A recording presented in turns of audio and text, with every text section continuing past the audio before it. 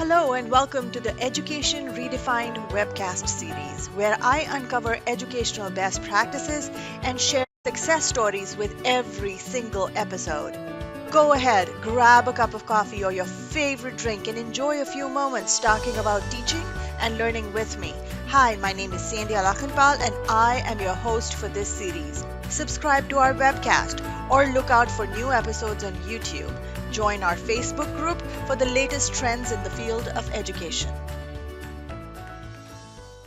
In this episode, I would like to introduce Learning Ally. Learning Ally is one of the biggest supporters of students with dyslexia. It not only provides audiobooks, but also engages students through a multisensory approach to reading. In this episode, I had the pleasure of speaking with Dr. Terrie Noland, who is the Vice President of Educator Initiatives with Learning Ally. It is with great pleasure that I would like to introduce Dr. Terrie Noland. She has a PhD in literacy and is a Certified Academic Language Practitioner with over 27 years of experience in education. She provides leadership, mentorship, and consultant services to schools and districts all over the country. Dr. Noland has dedicated her life to making students successful. In this episode, she identifies ways in which Learning Ally engages learners, talks about Learning Ally's parent and educator communities, volunteer opportunities, and much more.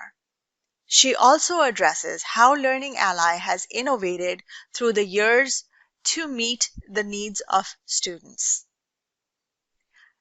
Do check out the show notes, which has 13 amazing sessions from Learning Ally's virtual conference, Spotlight on Dyslexia, which was held this summer. These sessions are available until December 1st. You will also find a special promo code in the show notes for a discount to the recorded sessions. In addition, you will find links that are helpful if you would like to get involved with the initiatives mentioned in this episode. So without further ado, I'm excited to welcome Dr. Noland. Dr. Noland, thank you for giving me the opportunity to talk to you about Learning Ally. I appreciate your time this afternoon. Thank you for coming for this episode of Education Redefined. Well, I am happy to be here. So excited. Thank you. Thank you. I know I've worked with Learning Ally in the past, but I want to start at the very basics, right? So can you, for the sake of the listeners, talk to me a little bit about what is Learning Ally, and then what's the history and mission behind Learning Ally? Yeah, and I love getting to answer this question because of the fact that I think I kind of astonish everyone in the response in saying that we've been around for over 70 years. Oh, wow. It's an education nonprofit. You know, people are like, "Oh my goodness!" And I always say we're a best kept secret that needs to get out there. We don't need to keep what Learning Ally does a secret any longer. Right. So we actually got started by Anne McDonald, who was a visionary back in 1948 in seeing a need for GIs that had been wounded in World War II and lost their vision, came home blinded or had visual impairment. So she saw this need that they still wanted to go and access their GI Bill and go to school. And so she and some other women from the Women's Auxiliary Group there at the New York City Public Library started recording books so that these GIs could go back to school and get the content that they needed to continue their lives and be successful. So, you know, we've got a long history, but as you're going to hear, the evolution of who we are is incredible and impressive about the vision that we are casting for the future. Wow. Wow. Who would have imagined 1948? I mean, it must have been a revolution at that point, even unheard of. And what a great journey and a great mission. So let me ask you a little bit about your journey and how it all started and what calls you to this mission of Learning Ally. So another startling thing I think that throws people for a loop here is my bachelor and my master's degree, I mean, this is where I was headed as a professional. It's in criminal justice. Oh, So, wow. everybody's like, criminal justice? Wait, that doesn't match up. That doesn't sound right. But yeah, in criminal justice. And it just so happened that at the time that I was needing a job, looking for a job, my sister-in-law had worked for this organization, RFB&D, which was Learning Ally's name prior to us changing the name, Recording for the Blind and Dyslexic. And the reason why my sister-in-law started working at the organization is because her son, my nephew, is blind. And when he was in the 3rd grade, that she realized this child needs books. Right. Needs books, and he can't keep up with the Braille fast enough to be able to read the books that he needs to read. So she sought out an organization, and that's where she found RFB&D. And fast forward, I'm looking for a job. I'm out here in West Texas, and she said, "We're hiring. Go and apply." I did. That was 15 years ago. Oh, wow. And what started out as, hey, I need a job. Hey, my nephew, there's this purpose and passion for what he needs. I got curious. I got really curious around audiobooks. Why does that work? Why would a student need an audiobook if they are a struggling reader? It makes such good sense for an individual that's blind or visually impaired. We get it. It clicks in our brain why that works. Right. It doesn't click in our brain why that works for a student that's struggling to read. So over those 15 years, what can I learn? What can I soak up? Where can I get information? So I went and got certified as an academic language practitioner. So I know the research and the evidence now to teach kids how to decode words, how to read those words. And in fact, I tutor students now just to stay close to that experience. And then went on and got my PhD in literacy. Now, I had taught in pre-K. And I always say, I hope those poor children got a better teacher after me. I didn't know the first thing about teaching reading. I didn't know the first thing. I mean, I remember putting tracing papers in front of those children. Here, let's trace the capital A and the little a. And I read books. We had good oral language development through conversation and play and all of those things. I didn't know. And then I became the administrator of that preschool, and I still didn't know. And I'm afraid so many educators are in my boat.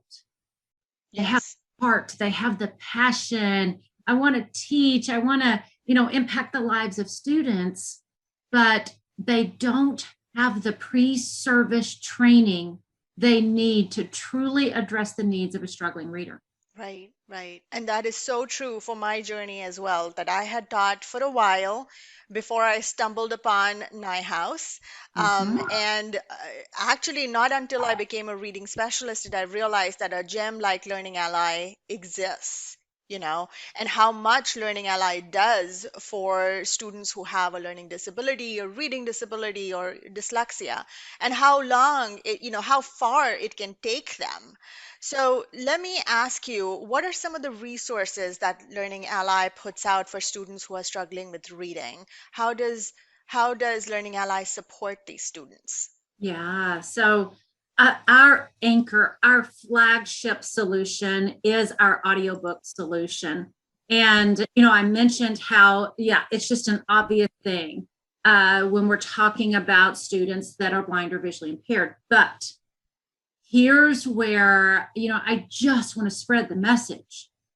For a student that is struggling to decode words, students that have those deficits in the phonological component of language, And they need the explicit instruction that research tells us that not just struggling readers, every student should get a structured, explicit approach to learning how to decode words. It's just going to help them. Right. Help them.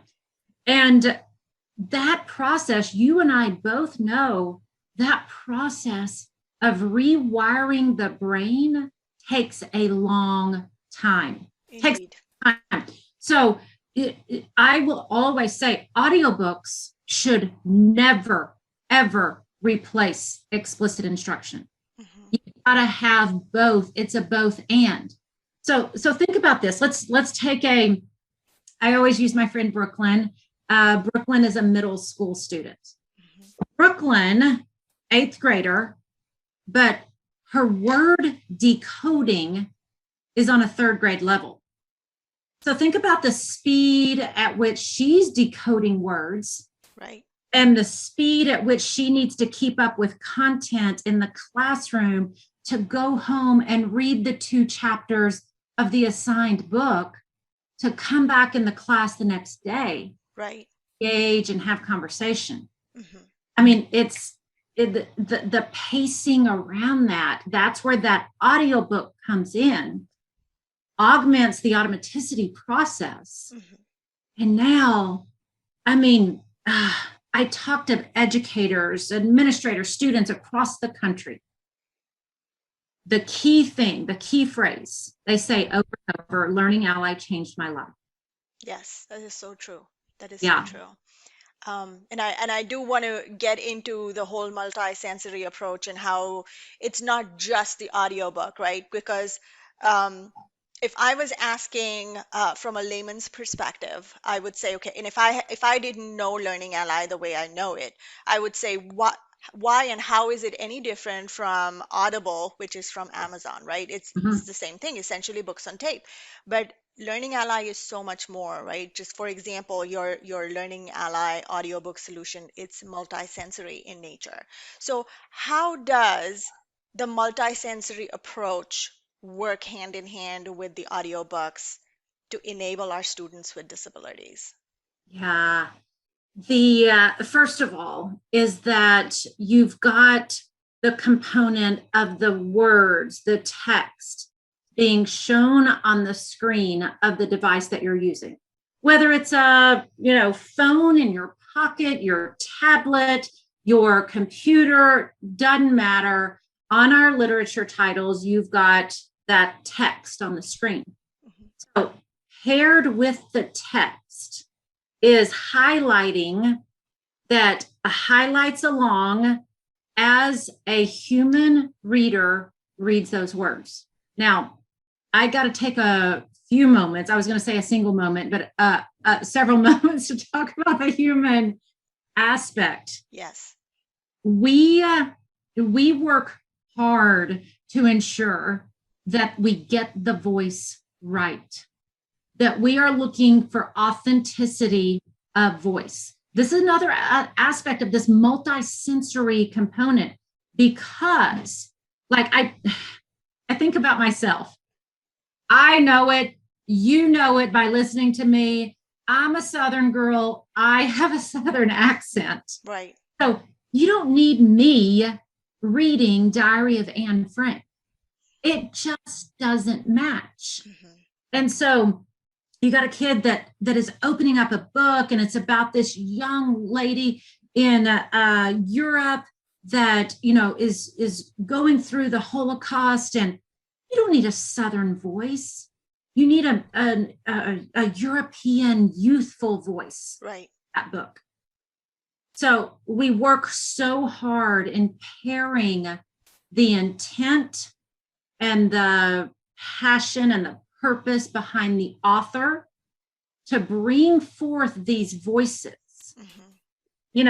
I use this example a lot. Think about an assigned text, like the narrative of the life of Frederick Douglass. I mean, we're talking about slavery here, and it's from the voice of a man, a Black man that knows about slavery. Right. Don't you want the voice of a Black man that that you can feel that coming through, so we Exactly. are pairing that, and it's providing a model of oral reading fluency that students struggle with.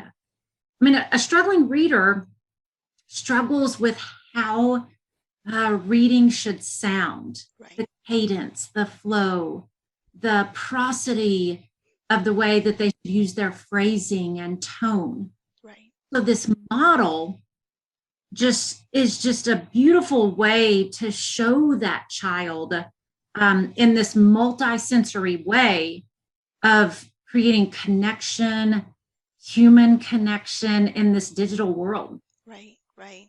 Um, I, I see how like I can pull the multisensory components out, right? It's not just a voice actor who's reading that audiobook. It's not just one component. You are bringing the cultural aspect. You're bringing the phrasing, the intonation, the tone, the emotions that come with the right voice paired with the right book, right? So, for example, if you're reading about the Hispanic culture, you have somebody with that background who comes and reads it, or somebody who is from Asia has that accent who reads it. And it's much more than just identifying the sounds of the that go in the word or just decoding the word. There's so much more. And even I know that there's a whole thing about comprehension that comes with reading, but there's a whole emotional aspect and that nonverbal comprehension that you're communicating by bringing the right cultural background and voice with the text that is being read. It's such Mhm. a powerful message, such a powerful message. It it is, and we can't discount what literature can do in the life of a student. And I'm going to throw this question out there to all of the listeners to say, have you ever been just emotionally ripped apart by a book? I mean, just, ah, you when you put it down, you just sat there in stunned silence, like, I'll forever be changed at the hands of a paperback. Hmm. And think about our students that are struggling readers that may never get that experience if we have them just struggle through decoding words and getting words off the page. Right. I mean, I want every child to get ripped apart at the hands of a book because the research is very clear that it is completely rewiring the brain of that child to mimic the actions of the protagonist. Hmm. So, going out there, doing the good deeds, all of those things is literature can be transformative. Right, it definitely can. And it opens new doors to new worlds is what I can say. I mean, I have experienced it with my own child, with myself as a teacher. Sitting in a room, you can travel the world with access to books. And I like how Learning Ally says desktop, tablet, phone, it's taking accessibility to a whole different level by making it available through multiple devices. And whether you're driving or you're sitting on a desk, you can still have access to that book. The other thing that I want to point out when you said Brooklyn sitting in seventh grade or eighth grade, reading at a third grade level, it's giving her that boost to not just decode but build the comprehension at the speed at which she needs to do. Because when you're reading an eighth grade or a seventh grade book and your speed is slow, your comprehension declines if you're not able to keep up with what's going on in the classroom. And Learning Ally is positioning itself for making that text accessible so that that extra boost where she can function at a seventh or eighth grade level while she's still building her third grade skills and bridging that gap, so to say. And And, why and should I'll just add on to that yes. real briefly about, that's one could absolutely beautifully said about bridging that gap for Brooklyn, for that academic, for the comprehension. But remember, Brooklyn is an eighth grader that wants to have validation from her friends an eighth grader that wants to fit in, an eighth grader that is self-conscious, an eighth grader that, oh, is everybody looking at me? The peer pressure. No, I didn't read. So we are breathing confidence. We are breathing self-efficacy and self-esteem into students when Brooklyn can go home, read what she needs to read, and go sit in that class tomorrow and say, oh, I love that part when, Right. Yeah. Have the right level of discussion with her peer group rather than lagging behind and struggling Yeah. and making it very apparent. So that makes me curious. Where is Learning Ally headed in the future? I mean, you've come a long way from 1948 to where we are, where we can access books in multiple devices. But what's the future, and how does it fit into this whole child literacy approach? Where do we position Learning Ally going forward? So we at Learning Ally, we are a mighty and strong team of around 130 employees, okay, across the Small but mighty. small but mighty. Let me tell you what. Now we've got many volunteers who are the voices of our books. So we can't, forget about our volunteer crew there. But we, as an organization, we got our big vision goggles on. I'm going to tell you, we've been out there looking at the nation's report card, as everyone has. Yes. Seeing that 65% of our students are not meeting levels of proficiency in reading. Mm-hmm. Then when you look at distinct populations of students, Black students, students of color, that number jumps to about 81%. Oh, wow. Not meeting levels of proficiency in reading. So this is where our big vision goggles come in, is we are looking at what does it look like when you think about the whole child literacy from pre-K to 12. I love the science of reading movement. I'm going to say that I love the science of reading movement, but I worry in the sense of I don't want us to be reductionist in the sense of structured literacy is the answer to everything. It's not. It's not the answer to everything. A high school student that knows how to decode really well struggles in their comprehension. Well, guess what? They need something else. They need the other tools and supports and solutions that are going to build them out as a student. Whole child literacy says we're going to look at the cognitive variables of the student. Mm-hmm. We're going to look at the environment of the student. We're going to look at that language comprehension. We're going to look at word decoding. And what do we need to do to really build a robust learning environment for our student? And in thinking about that, we've got to bring our educators along in the process. Right. Ed Week put out a report that said only 11% of teachers that are going into the classroom to teach reading, only 11% of them feel confident that they've got the skills and knowledge to teach reading. Mm-hmm. Yes. That's wrong. That's wrong. We're not preparing our educators in the right way to go and make those transformational practices for our kids. Right. So what is the training the teachers need? What's the professional learning? What are the solutions that organizations like Learning Ally can bring to the table that says we're thinking about the whole child? And I'll add on one more thing here. Trauma. What's trauma going to do to affect reading processes of our students? Mm-hmm. What is trauma doing to rewire that brain? We know the amygdala in our brain is our fight or flight response center. Right. If our fight or flight response center is saying, boop, boop, boop, bad situation, a child does not have a learning brain. They have a retreat brain. Mm-hmm. So we're working with partners around the country, at MIT, at Harvard, at University of California, San Francisco. We're working with amazing minds to help us figure this out, and then attend to how we equip our educators to address that in the classroom.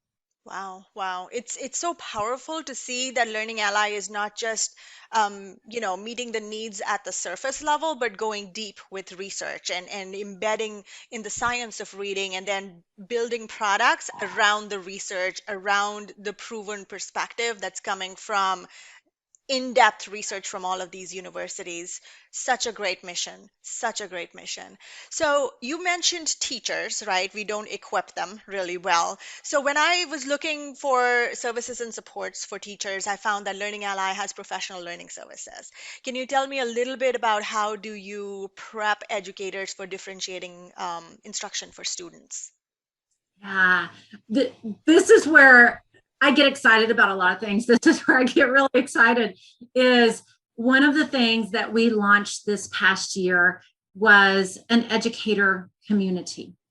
So our educator community, there are, oh my goodness, you can find a educator community at on every corner, on social media, on, all over the place. But I'm going to tell you what's different about our educator community, because we're thinking about the whole educator. Mm-hmm. We are preparing you for literacy leadership. And the minute I say literacy leadership, we automatically think, oh, that's just for administrators leadership. And I'm trying to make sure the message is heard. Anyone can be a literacy leader. Leadership is not about your position or title. Mm-hmm. Leadership is about your influence. So if you are a literacy leader, you are out there sharing a message that says, you know what, let's look to the research to figure out what we need to do to best serve our students. And that's where Learning Allies bring in the research. So we've got this educator community that is developing people, growing people. We want our administrators in there. We want our principals, superintendents, educators. We want those folks in there becoming literacy leaders. And we've also got a Spotlight Learning series. This Spotlight Learning series, let's see, 5 years ago, we held our very first virtual Spotlight on Dyslexia conference. Oh, wow. And I say we were way ahead of the times. Yes, always. doing a conference virtually that many years ago. Right. And we've done that, years since. And let's see, this year, 2021, we had over 8,000 educators register, administrators, teachers, gen ed teachers, special ed teachers, mm-hmm. because we are bringing together, like I said, the researchers, the minds, the classroom practitioners. And I had a quote from a district administrator in New Jersey that said, and this was an all-day event that happened in June, and she said, most of these things, I get up from my desk, I work on something else, and this right, multitasking. We've all done it, right? Oh, we all do it all day, every day. Yeah. And she said, I didn't leave my desk all day long. Oh, wow. Impactful it was. Wow. I didn't leave my desk all day. I couldn't leave my desk all day long. That's such a powerful message on what you're delivering over there. Yeah. I mean, so I'm curious, is the replay of this conference available for the listeners? Oh, that was the best question. Listen, I do it, you do it, we all do it. We sign up for these things and like, well, I'm working all day that day. I hope there's a recording. Right. We've got this stuff recorded, and it's available for educators until December. Okay. But it's just one little moment in time throughout the course of the year where we're offering other events as well. Bring forward, this great content, this great research. And we're also on this mission Mhm. to move away from these sit and get moments. Exactly. You've been an educator. I've been an educator. We've all gone to the conference room with the stodgy professor person delivering up at the front from their podium, sitting in the back, grading papers. Right. Let me Right. sign Cell in sheet phone. Yes. to get my credit. Yes. And then you walk away and nothing happens. Right.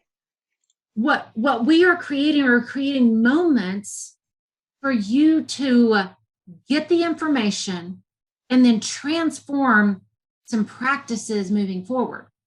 Like make a move. Right. Get out there and change, enhance, take a pivot, whatever you need to do, and transform practice right after you're learning. Right. Right. Because nothing's going to happen if we just sit and listen. We got to take action. We got to implement and put those good nuggets that you gain through conferences, professional development into practice. And I think, compared to when I started from where I left off in teaching, my whole perspective of whether you need to be at the front of the classroom or you want to be at the back of the classroom changed, because it is it is not, the teacher is not the end all be all of all information and knowledge. You can talk till you're blue in your face and the students will still not learn. A teacher is really a facilitator. Your job is to facilitate the learning experiences, and that can happen in various ways. And Learning Ally is one such resource, one such feather you can have in your hat that enables students to function at a higher level and keep growing. So, for those of us who are listening and want to contribute, are there ways in which listeners can volunteer or otherwise get involved with Learning Ally? So, like I said at the very beginning, we're a small and mighty team of 130 plus employees. Hmm. Our strength really lies in our volunteers. Our volunteers are the voices on our books.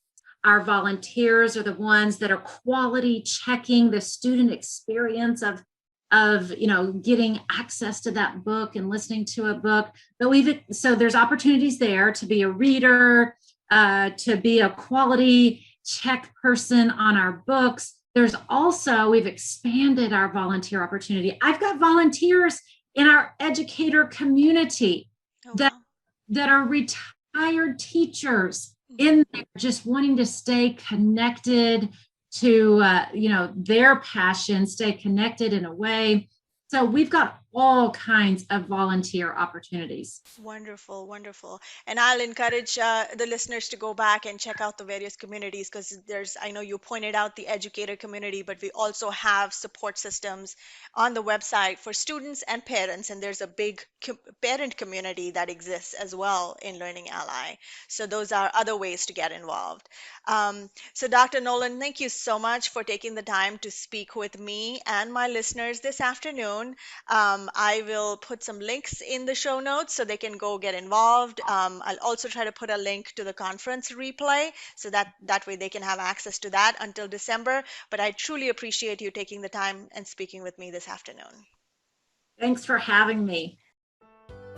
Thank you for listening to this episode of Education Redefined. We welcome feedback.